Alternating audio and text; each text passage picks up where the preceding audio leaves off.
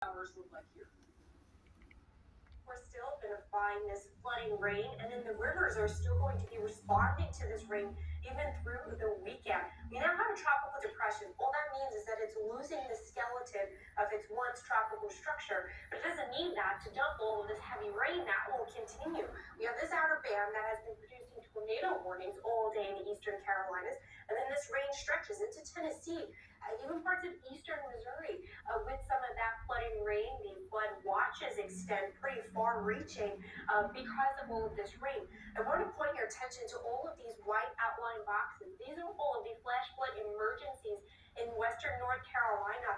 Just incredible how many emergencies there have been. There was one all morning in Atlanta that was thankfully allowed to expire. It is still a flash flood warning, though, as those waters that as you just saw from where Nick is, still have to recede. The warnings, though, continue in North Carolina. A couple of warnings actually where there are dams that are at risk of failing and eroding from all of the heavy rain and record rises in the river.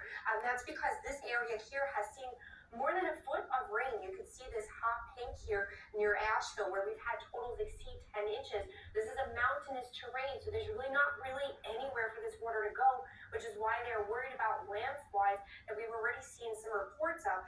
Again, because this land will just kind of slide forward with all of this heavy rain.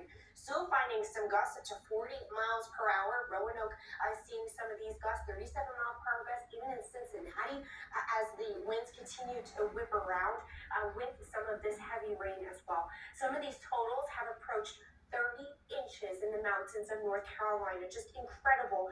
The record amount of rain that we've seen: Table Rock, South Carolina, 13 inches. Asheville, 13 inches. Atlanta got 11 inches of rain this morning. Again, we're still worried about that flooding through the day today, especially in the mountains there of North Carolina.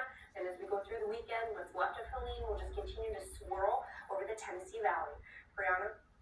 All right, Elisa, thank you so much for that update. Danny? Joining us now is